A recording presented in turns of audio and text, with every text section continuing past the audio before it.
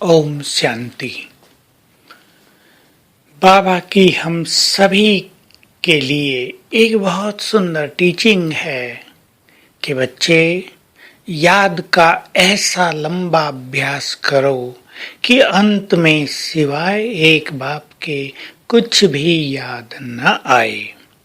ये बहुत ही ऊंची स्थिति है कि हम चारों ओर से ममत्व निकालते चलें, देहधारियों से भी अपनी बुद्धि हटाते चलें, मोह ममता को भी छोड़ते चलें, वस्तुओं, पदार्थों और साधनों से भी अपनी आसक्तियों को समाप्त करते चलें। अंत में केवल एक की याद आए। यही कर्मातीत अवस्था है, यही पास विद ऑनर होने की पहचान है। क्योंकि अंत में यदि एक की याद नहीं होगी तो आत्मा इस देह में उलझ जाएगी, जबकि आवश्यकता होगी एक सेकंड में देह के त्याग करने की। बाबा हमें बुला रहा होगा, आओ बच्चे मेरे साथ चलो। और जिनको देहधारियों की याद होगी, जो मोह ममता में अटके होंगे, उनके वाइब्रेशंस, उनके बंधन उनको देह से जकड़े रखेंगे। विचार करें, एक ओर बाबा का आह्वान होगा, दूसरी ओर आत्माओं का और वस्तुओं का, साधनों का बंधन होगा। ऐसे में आत्मा को बड़ा कष्ट होगा कि चाहते हुए भी आत्मा देह से मुक्त नहीं हो पाती। ऐसे समय में उसे धर्मराज की कड़ी सजाओं की अनुभूति होगी।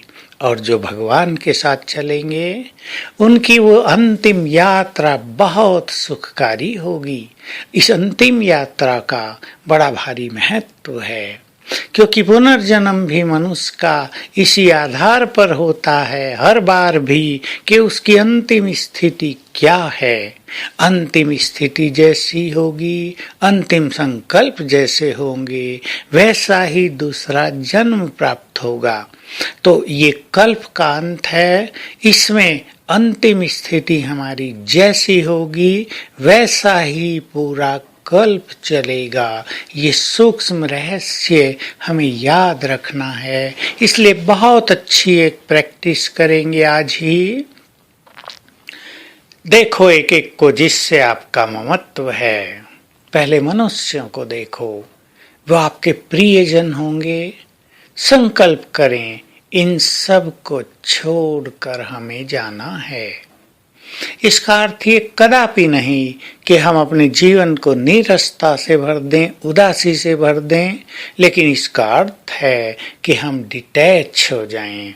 ये डिटैचमेंट, ये देह से न्यारापन बहुत प्यारा बना देता है सबका। फिर वस्तुओं को देखें, साधनों को देखें, उन सब चीजों को देखें जिनसे आपका बहुत लगाव है, चाहे वो ज्वेलरी हो, धन संपदा हो, आपके मकान, कार, कुछ और सुंदर चीजें हों।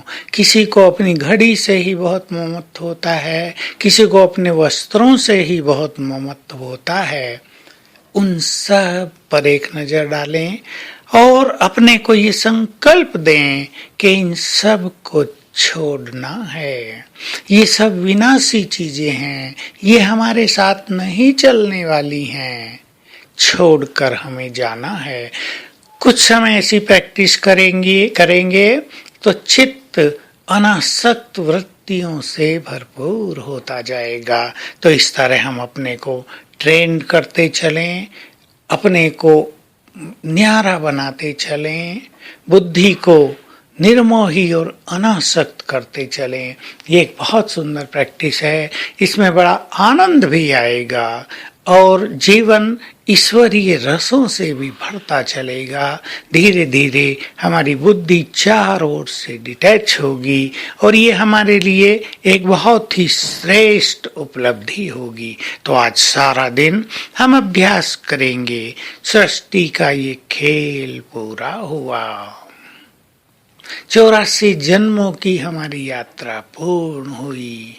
अब ये सब कुछ छोड़कर, मेरे और मेरा सब कुछ छोड़कर, ईश्वरीय शक्तियों से, खजानों से भरपूर होकर और व्यर्थ विकर्म अपवित्रता से मुक्त होकर मुझे घर वापिस जाना है। अपने को जाते हुए देखेंगे, आत्मा उड़कर जा रही है परम धाम, पहुंच गई बाबा के पास।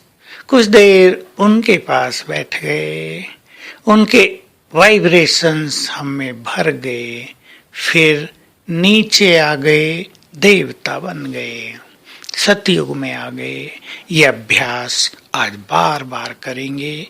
ओम शांति।